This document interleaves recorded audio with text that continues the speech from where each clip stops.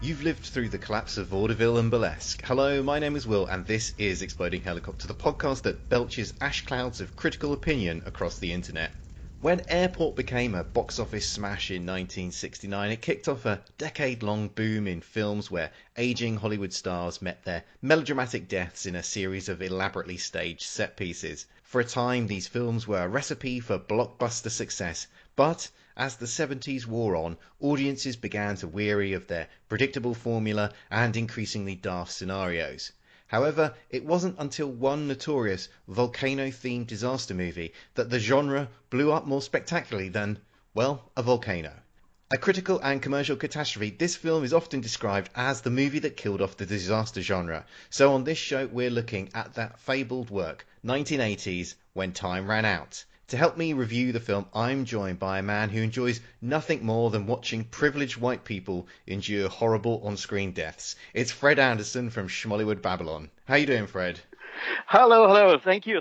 What a wonderful introduction. You really pinpointed the what disaster movies are there. Fantastic. Well, it's great to have you back on the show because you've been a guest before, but that was way back on episode 3 when we looked at one of the greatest rip-off films of all time, DNA. Yes, with Mark Dacascos. Did you know I met Mark Dacascos a couple of years after that, and I brought my DNA DVD, and he looked at it and he said, "You're the first one ever who made me sign this." So yeah, good one. Yeah, what a privilege to be that person. But I really wanted to get you on this particular show because you are a big fan of disaster movies, and you've been posting these great little YouTube videos where you look at groups of different films, and you recently recorded a video looking at 5 of your favorite disaster movies. So I wondered, what appeals to you about this particular genre? Well, first of all, there is something very, very special with old movie stars getting killed in disturbing ways. I mean, I'm serious here. There's something with that formula that attracts me. Can't really explain exactly why, but it's like Henry Fonda. I love when Henry Fonda shows up in these movies, and he's always the president or the police commissioner. He just stands behind his desk and probably shot everything in one day. It's like it's anti-exploitation. It's so anti-exploitation that it becomes exploitation. You're using so much high standard actors and movie stars and let them do this. But there's one more thing, especially with the older disaster movies, which really turns me on, and that's the miniatures.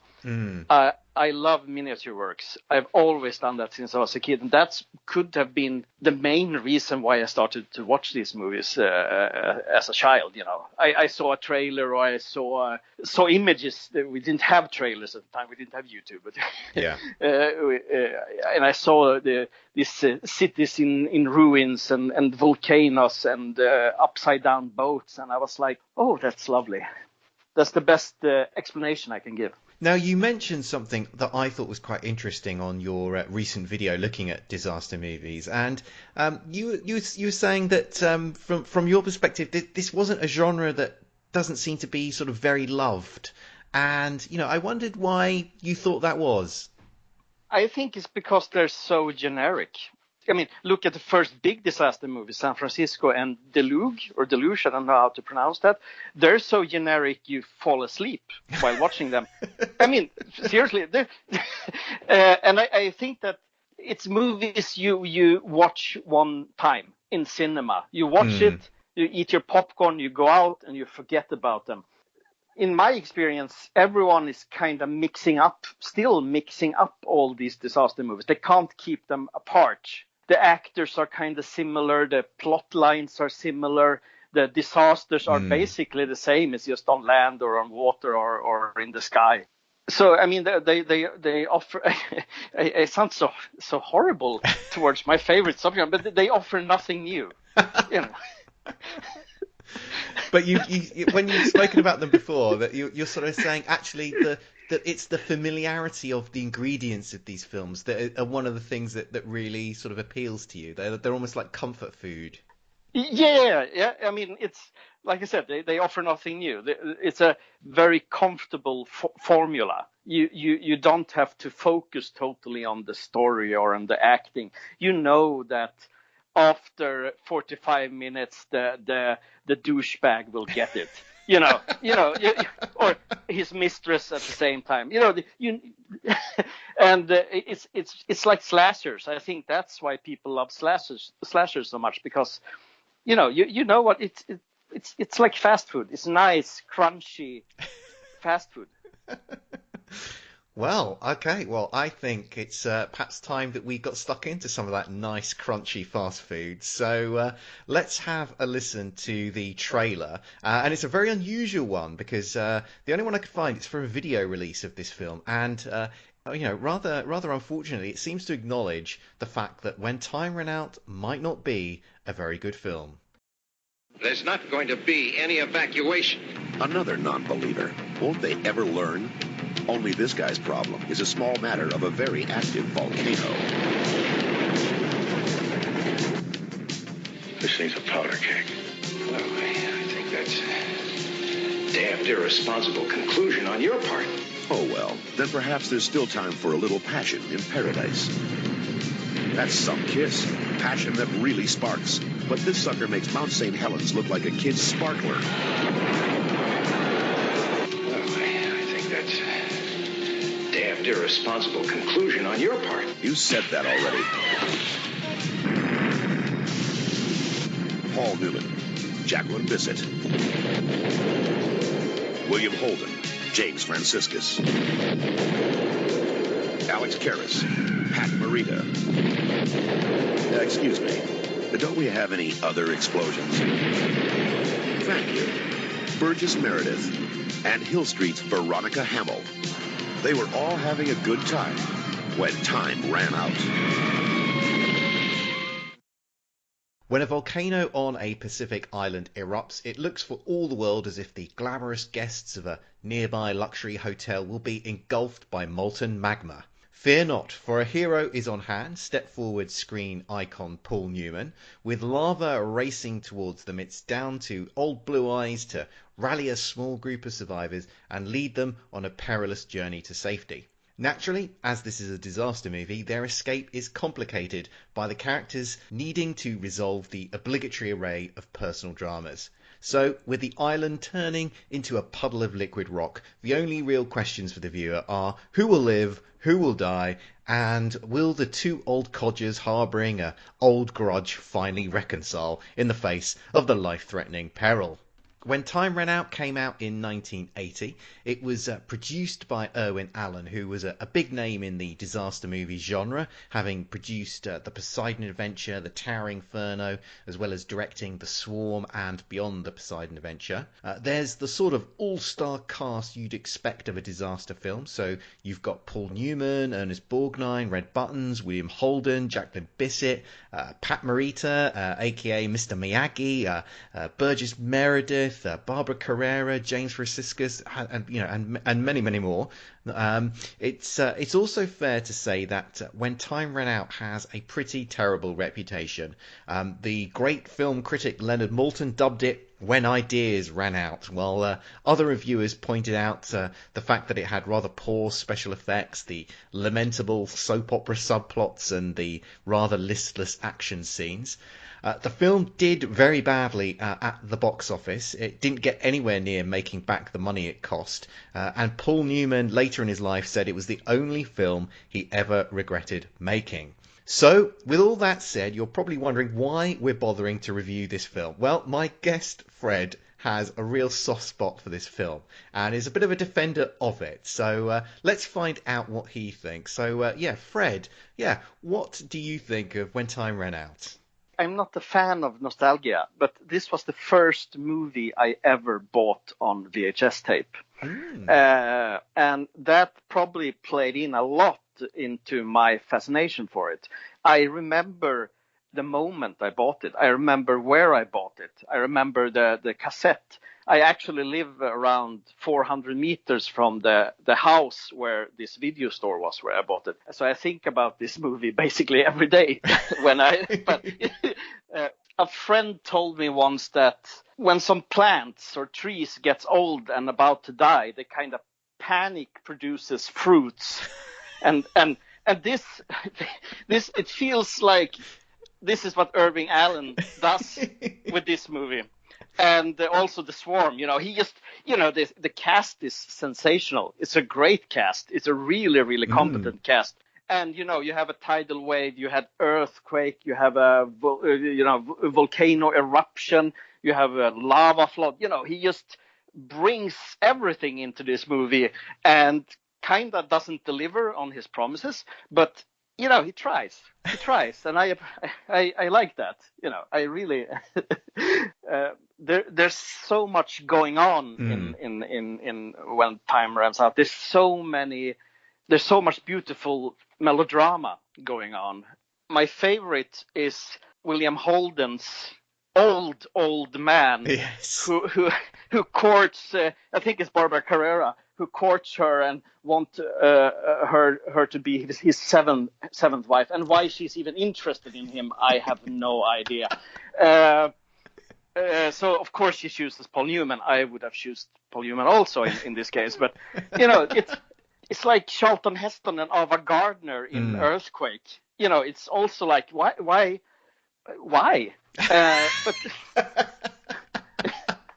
But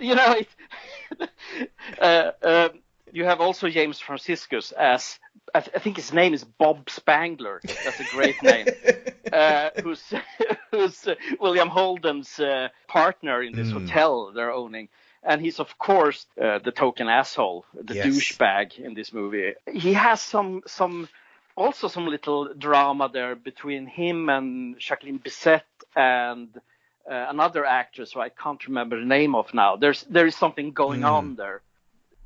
Yeah, I mean, I completely agree with you about the amount of melodrama there is in this film. I mean, as I was watching this, it felt a little bit to me like I was watching a sort of episode of Dallas, because you've got this glamorous luxury hotel, all these glamorous people floating around. You've got Paul Newman, who is drilling this oil well for James Franciscus, who basically seems to be the owner of this entire island. He's got a thumb in he's got a thumb stuck in every business on the island. And there's these very complicated love triangles all over the shop. And as you mentioned, William Holden is he's actually trying to, it's not Barbara Carrera, it's actually he proposes to Jacqueline Bisset. Jacqueline Bisset. Yes, who's like half his age in this film. And William Holden was 62 when he made this, but he looks about 78. I mean, he was a massive boozer in his life, and he sadly died, I think, a few years after making this film. And apparently he was. They had to shut the filming of this film down for 3 or 4 days because William Holden had to go off and dry out somewhere because he was just sort of so soaked up to his eyeballs in vodka. But so you've got William Holden wants to marry Jacqueline Bisset. As you say, James Franciscus as the douchebag of the film. He's married to William Holden's goddaughter, who is his business partner, but he's having a secret affair with Barbara Carrera, who is then married to James Franciscus's half brother. So he's not only doing the dirty on his wife, his business partner, he's also doing the dirty on his half brother as well. I mean, it's you have to draw a little diagram to sort of keep up with all of the relationships and kind of bunk ups that are going on in this film. Yeah, it is kind of confusing. I got the names wrong, but I watched this movie a couple of hours ago, the last time, just to keep me up to date with all the melodrama in it. But you see, it's a lot of tricky love triangles in this one. But I wonder if the most beautiful and touching relationship in the whole movie is between Ernest Borgnine and red buttons. Yeah. Yes, which I actually find. I mean, I'm not even ironic here. I think it's a quite touching little story there, and it's also very cliche. Of course, it's a horrible cliche. But also we have Burgess Meredith and his sick wife. I don't remember her name now. Who also have this, they're doing one last trip together. They're some like trapeze artists or Yes. something similar, which also, of course, is very important for the exciting finale.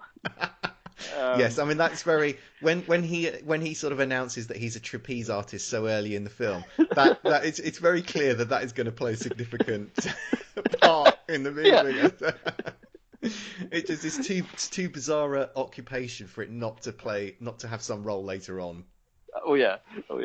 But I think one of the reasons why I still enjoy this film, despite its very obvious problems of, I do think some of the, and we'll talk about them later, I do think some of the action scenes are fall a bit flat, and some of the special effects are not that great. But I think why I still enjoy it is actually perhaps for some of the reasons that you like it, is the fact that you've just got this fabulous cast of so many big stars, and they're in this sort of life and death situation, and you have these sort of dramas of, as you mentioned, Ernest Borgnine and Red Buttons. Borgnine's this cop who's on the trail of Red Buttons because he's basically a bit of a swindler who's on the run, and because they're in this life and death situation, all of the love triangles, these little grudges that people have, suddenly they become much more heightened, and just these big stars in this life and death situation, this heightened drama. I still, even though this film has some very obvious flaws, I just can't help liking it. Yeah, it is very easy to love. If you just, I think why many people dislike it is because it was such a flop. People hear about it, they heard it costed $20 million and earned like $3 million, and they kind of expect it to be really, really bad. It's not a masterpiece. I absolutely not. But, it delivers. Partly, at least, the entertainment you want and I mean the cast. You did a very nice comparison with Dallas and similar soap operas, because that's what I see also in this. It's I mean the location is beautiful. My goal now is to go to that hotel and live there for a week. I mean it's still there, so it's some kind of luxury resort. It really doesn't disappoint, except I would say at the special effects department, which is very uneven.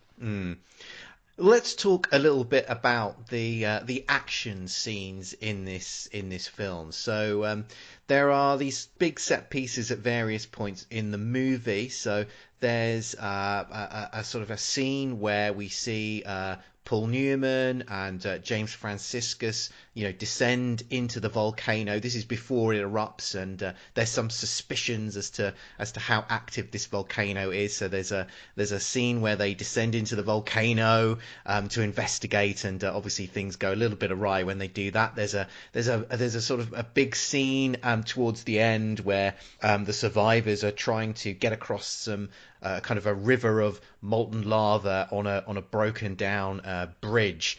So in terms of the action scenes in this film, I mean, what did you make of them, Fred? Some of them I really, really love. I mean, when the volcano first erupts and you have this earthquake going over the island, and you see this facility on top of the volcano, collapse. I think is a great miniature work. For example, there's a beautiful shot at an airport where you see the asphalt breaking up in front of the camera, which is very, very well made. But then you have the action sequence, which I think it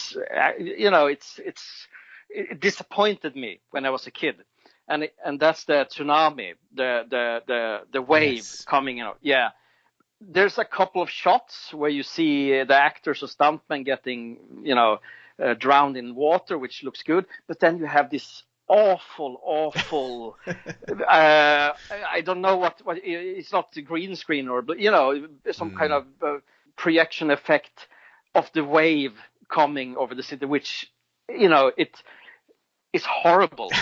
It's absolutely one of the worst effects I've seen in one of these movies. I mean, this costed $20 million, and they didn't spend much of it on that scene, that's for sure.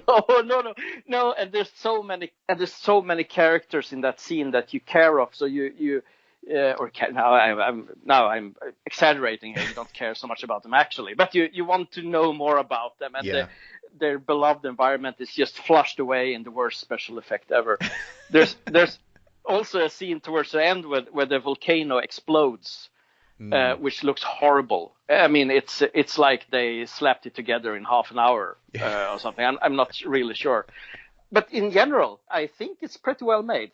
These are details. My favorite sequence might be when this volcanic rock comes hurling towards the hotel.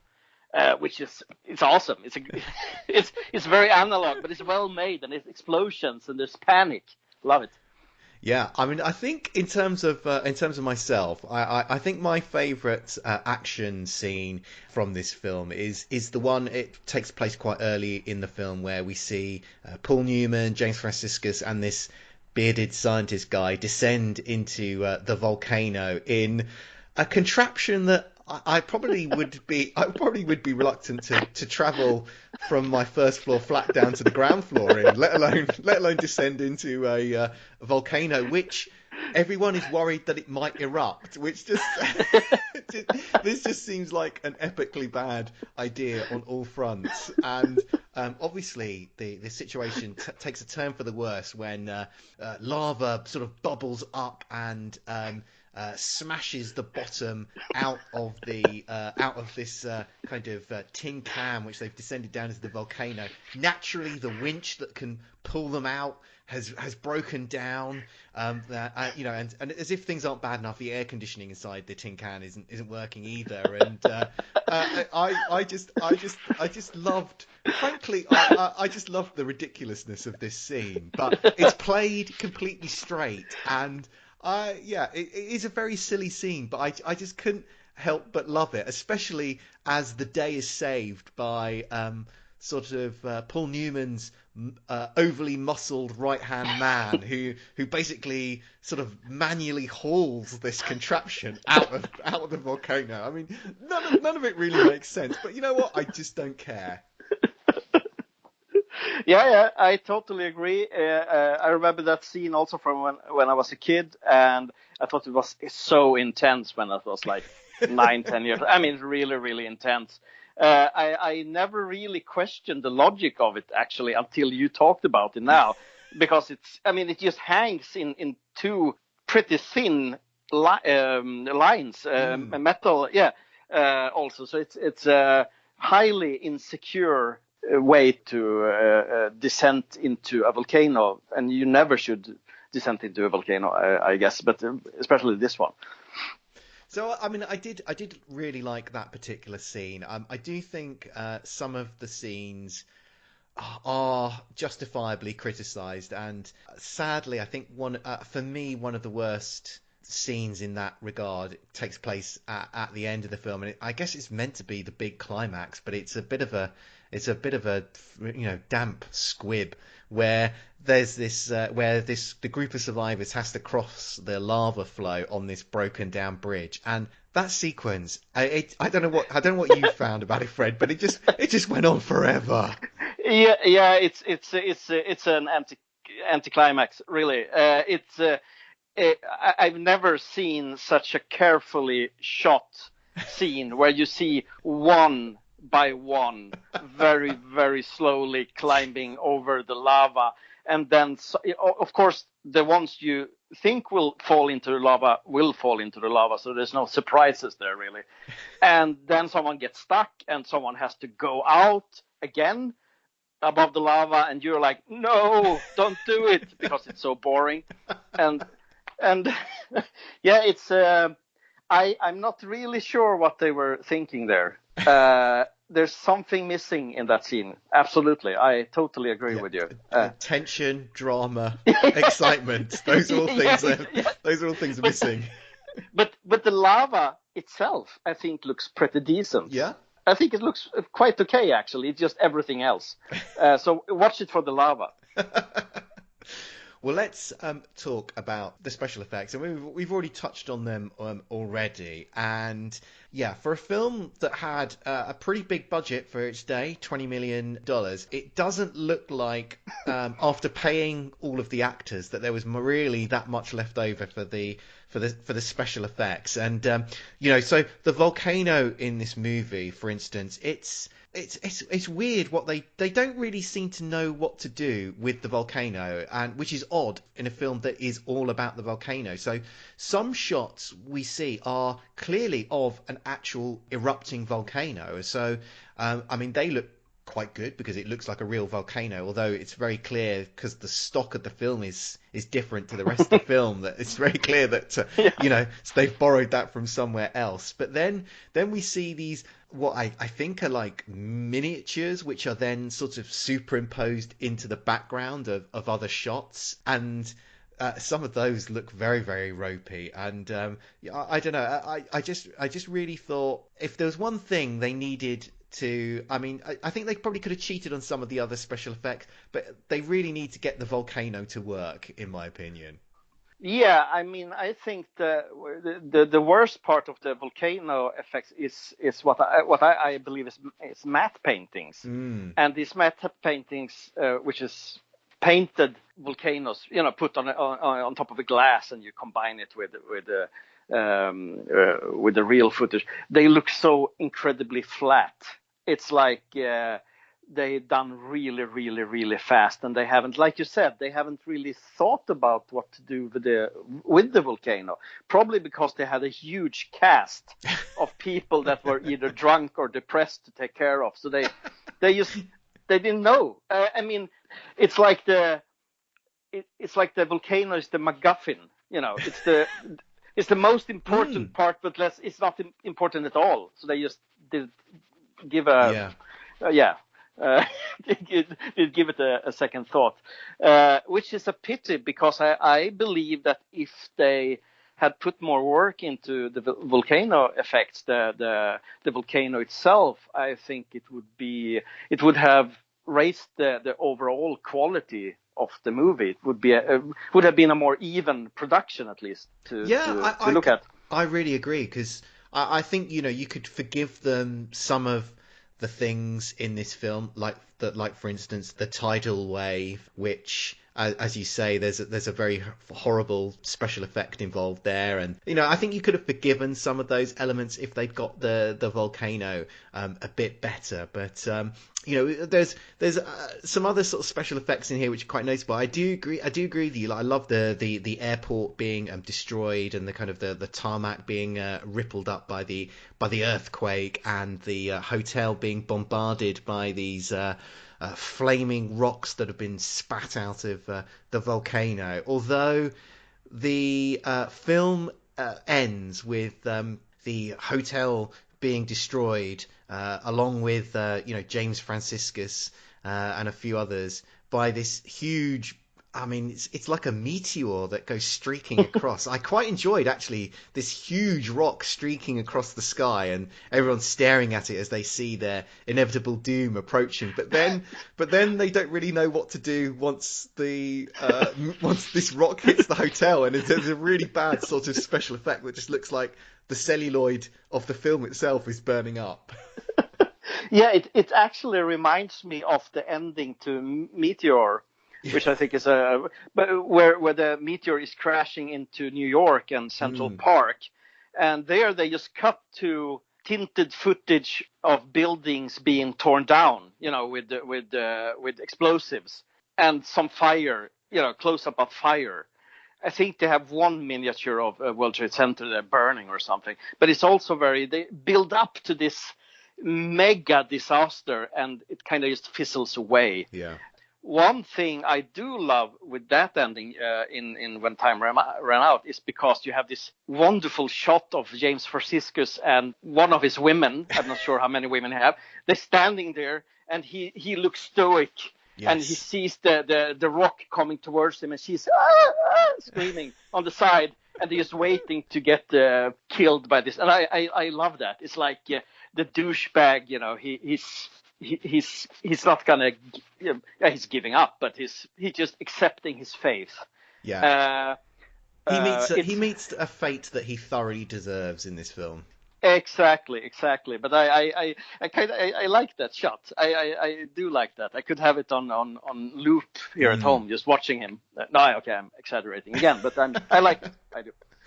Well, let's talk a little bit about the actors in this film, because this has a sprawling cast. I mean, there's 4 Oscar winners in it, and there's countless other Oscar-nominated actors. For myself, I think the person who comes out of this film with the most credit is probably James Franciscus as the kind of the big island magnate, the kind of prime douchebag here, and he's acting just as you want a kind of villain to do. So he's cheating all of these women. He's keeping his business partners in the dark about sort of shady stuff that he's involved in. I also enjoyed the fact that in order to make the plot work, he is a hotel magnate.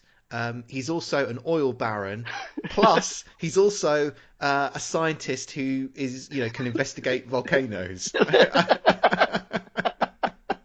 So he manages to wear all of those hats, and it was only really on this rewatch that I was like, hang on a minute, how many, he's doing all these jobs, and he manages to pull off a very tricky performance, I think, in this film.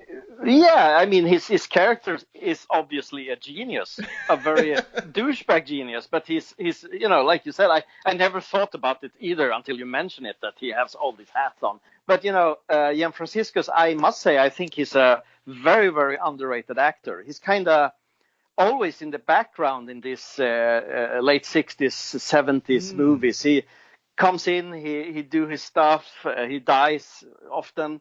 He's like Charlton Heston, but with lesser testosterone. But I like James Franciscus more than Charlton Heston. Yeah. I think he was a fine actor, and probably I would say the only one in the bunch here who just decided to do something with his character.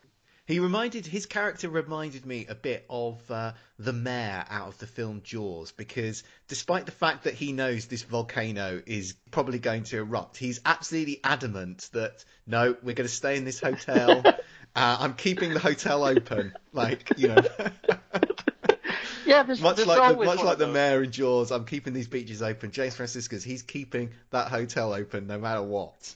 Yeah, and he's also the douchebag, like I said, the token douchebag that makes the decisions and gets punished for it. There's always one of these in movies. I remember there's one guy in Earthquake who maybe he's not so much a douchebag, but he squeezes himself into an elevator and pushes out people, and he goes into the elevator and the elevator crashes down, for example. And I'm sure you have one in Towering Inferno. Is that, I don't remember who it is. I think it's Richard Chamberlain. So that on the yes. He's kicking people off the thing that's the rig that's going to carry them out of from one skyscraper to the other. Yeah, he's the douchebag in that one. Yeah, Richard also a blast always. Fine performance. On the flip side of that, I think there's quite a few actors in here who disappoint, but I think we do need to take a look at Paul Newman here, who, I mean, he looks very, very bored by this film. Oh yeah, this is not the high point of his career or his life or anything, I guess. I mean, really, it's you can. I totally agree. You can look at him and you see that, okay, he'd rather be somewhere else right now. He's just grabbing the paycheck as fast as possible, and he can't wait to take the airplane back to Hollywood or to his ranch or wherever he lived at the time. He's very bored, extremely bored. he have this kind of dead eyes also, like you see when an actor really doesn't care at all. They're just kind of empty. He is completely empty. He's absolutely at zero in this film. But was there any actors that caught your eye, either for good reasons or bad? A good reason always is Ernest Borgnine, which I think is a wonderful actor. He's he do his shtick. He's doing his Ernest Borgnine stuff. But there's nothing wrong with that. Everyone likes the Ernest Borgnine. I think you probably like him too. Oh yeah, I love him.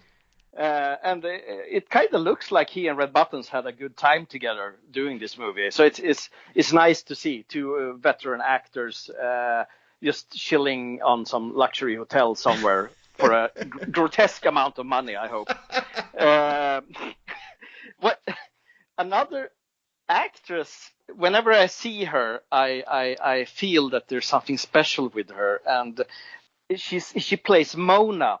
She's married to Pat Morita's character. She's this big blonde woman, laughing loud, and I did some research now when we were talking, and I realized she was Irving Allen's wife.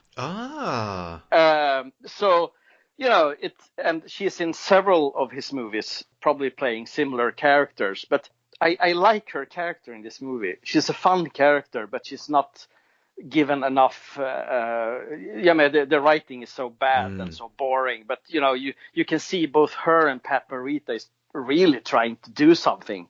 With nagging and their relationship. So I want to give them creds for that.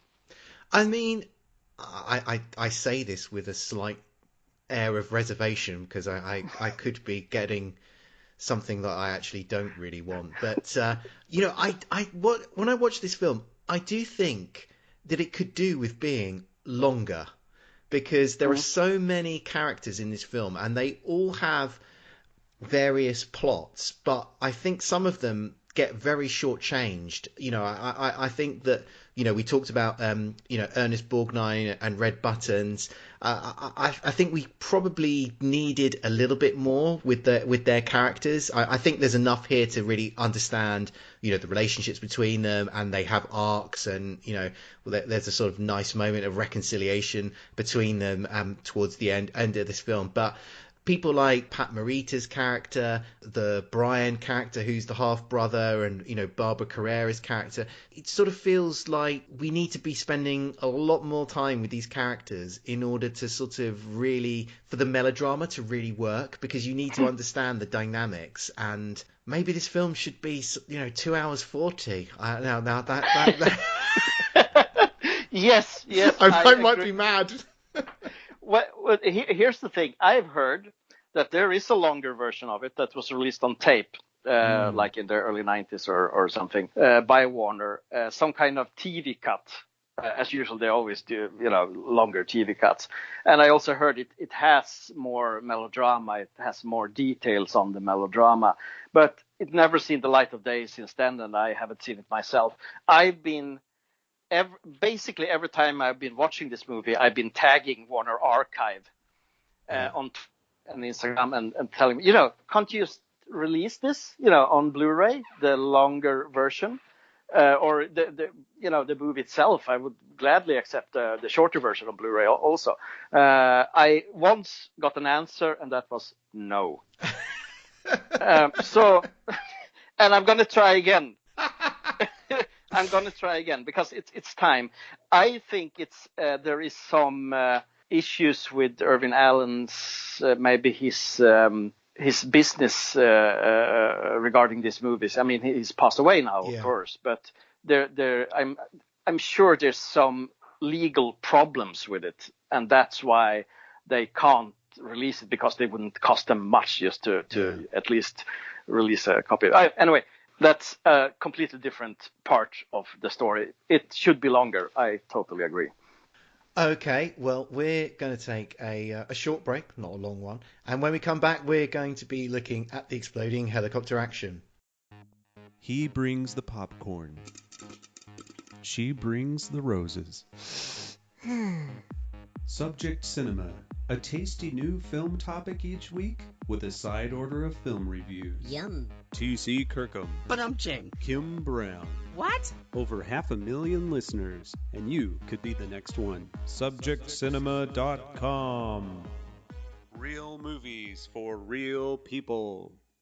We're back, and now we're looking at the exploding helicopter action. How does it happen? Well, as magma rolls towards the luxury hotel, the panicked guests look for a quick escape route, and their attention turns to a nearby helicopter. There's a stampede towards it, and people cram themselves inside or cling desperately to the landing skids as it takes off. The overloaded chopper struggles to remain airborne. It weaves around in the sky for a few moments before suddenly plunging straight into a cliff and exploding. Fred, what did you make of the exploding helicopter action? I think it's a beauty. It's not everything is a beauty in this movie. I'm really sorry for saying that word so much, but it's I think the actual explosion is kind of, it's okay. It is what leads up to the explosion that I find awesome. You have panic at the hotel.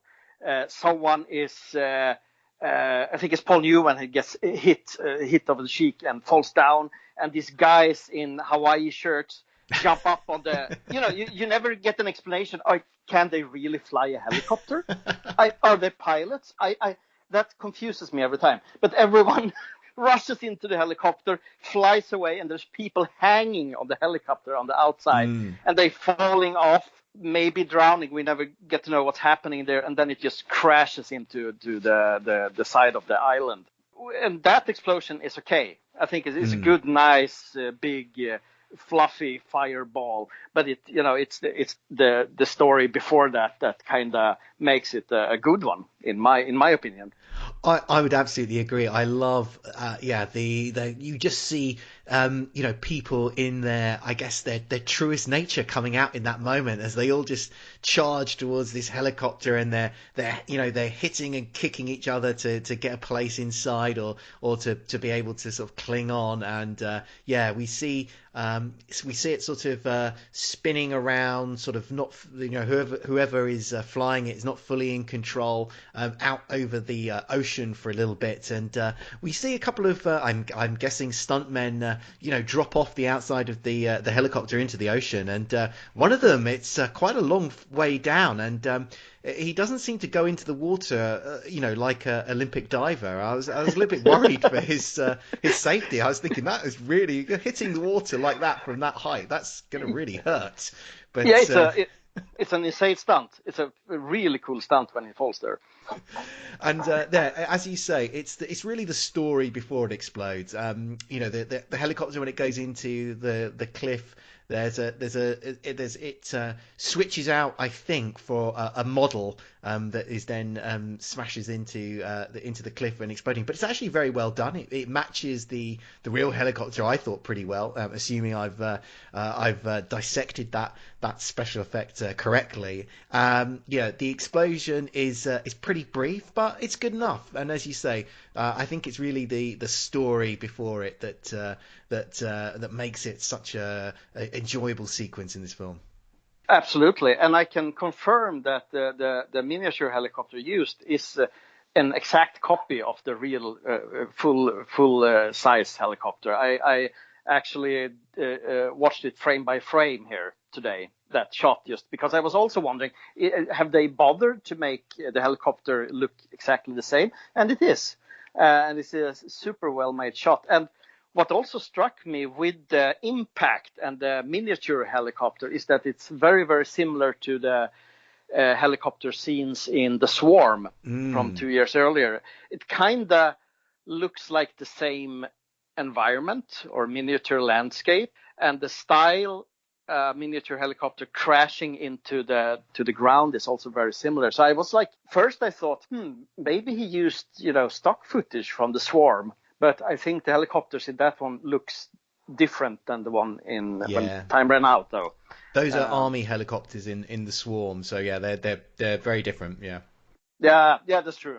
Okay, I think that just about wraps things up for this show. Fred, thanks so much for coming back on. Would you like to take a moment to tell listeners where they can find you online? Yes, I think the best place to find me is on Schmollywood Babylon on Instagram, where I post a lot about movies, younger movies. I'm also on Twitter, Homo Satanis. And if you're adventurous, there's links both on Twitter and on Instagram, but I have a YouTube channel where I'm frantically doing videos about different kinds of subjects regarding mostly movies and sometimes books and other things. But you'll find that on my social media. I would say that's it, and I follow back. I'm one of those. I'm a good person, a decent person. I follow back. And I can testify to that. So as always, we'd love it if you head over to our website, explodinghelicopter.com, where we've got lots of reviews and information about films where helicopters explode. Thank you so much for listening. We know you don't have to, but if you do eventually work out how to unsubscribe, we won't hold it against you if you stop. We'll be back soon, but until then, keep watching the skies for those exploding helicopters.